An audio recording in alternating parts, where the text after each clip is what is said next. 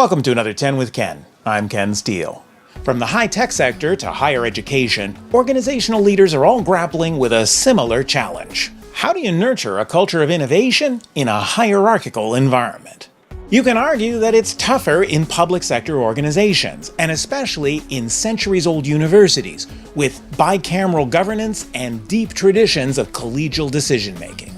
But even entrepreneurial firms like Google or Adobe had to wrestle with very similar problems as they grew into tech giants. This week we're back at LaSalle College Vancouver, in many ways the perfect place to ask the question. LaSalle is world-renowned for its creative programs like fashion, design, gaming, and film. And as part of the global LCI education network, it draws on more than a half-century of experience in both the public and private education spheres. We really want to bring the best of the public system and the best of private higher ed into one organization. This week, LaSalle College Vancouver President Jason Dewling shares 5 ways to nurture a culture of innovation and let the best ideas win.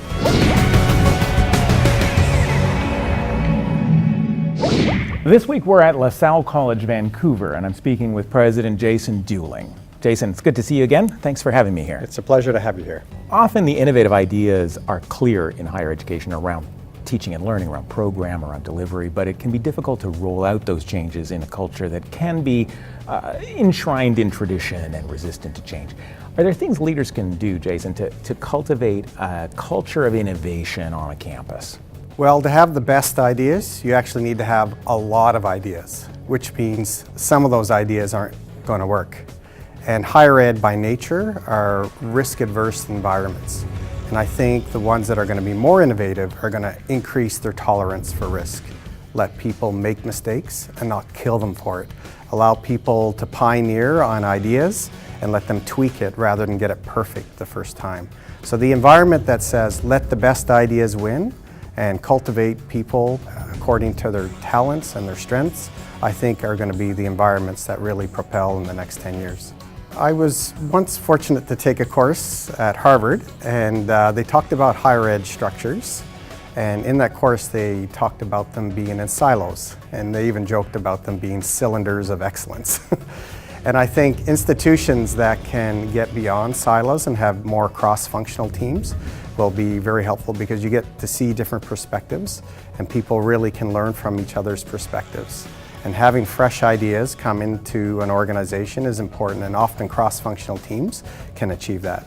Another key consideration as you look to the future is to be very deliberate on talent acquisition and building your people. Higher ed has often rewarded people internally, and you're sort of the next in line and rewarded for sticking it out. And I think going forward, there's going to be a whole lot of other people from other industries come into higher ed, both in the academic and in the non-academic areas, to really enhance the environment.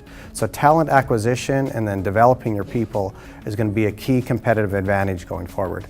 Colleges and universities are increasingly looking outside the world of higher ed to recruit forward-thinking leaders, marketers, and IT professionals. But institutions can also benefit from looking to other higher ed sectors for new perspectives.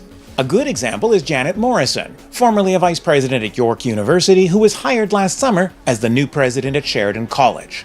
I'll share my interview with her in an upcoming episode. Although Jason Dewling is now president of a private institution, he brings with him almost 2 decades of experience in leadership roles at public colleges in Alberta. In a lot of ways, this is ideal for LaSalle College Vancouver, part of the LCI education network. Although its 24 member institutions are all private and for-profit, their roots are in LaSalle College Montreal, part of the public post-secondary system in Quebec. It's rare to have a higher ed organization simultaneously in the public and private domains. So LaSalle being in both the private and public sector, we have a unique advantage. We have employees that have come from both. We are in a position where we're not as tied to historical structures that often slow down the progression in higher ed. So we can be much more responsive, we can be much more market-driven. This organization in particular is very change-ready and adaptable, and those are skills not just needed in higher ed, they're needed in industry. And so our organization can be much more responsive to change.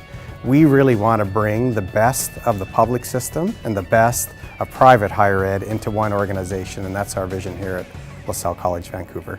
Thanks again for your thoughts, Jason. It's always a pleasure to talk with you, and to hear your thoughts on innovation is particularly inspiring. Thank you, Ken. Thanks. Appreciate your contributions to higher ed. Oh, you're very kind. Thanks. So, drawing on his experience at public and private colleges, Jason Dewling offers 5 ideas to help instill a culture of innovation on campus. We need to increase our tolerance of risk and encourage experimentation. Let the best ideas win. Get beyond silos with cross-functional teams. Bring in fresh ideas by recruiting top talent from outside higher ed or from other higher ed sectors. And finally, we need to structure our institutions for flexibility so they can be responsive to change. That's it for my conversation with Jason, but we have a world of higher ed innovations and bright ideas to bring you in the weeks ahead. To be sure you don't miss a thing, take a moment now to subscribe. Once again, I want to extend my thanks to the LaSalle College Vancouver Media Arts students and staff for their patience with me in studio and for adding a level of professionalism to this episode. Probably despite me. And thanks for watching. Are there things you've found, Jason, that leaders can do to Pardon me. French. No, that's just wrong. And deep traditions of collegial decision-making, and deep traditions of consensus-driven decision-making. Let me take that one more shot, because that's kind of soggy. And deep traditions of committee-driven collegial decision-making, as they grew into tech giants. No more F-bombs. No. These would be good bloopers That's later. very unprofessional. Okay.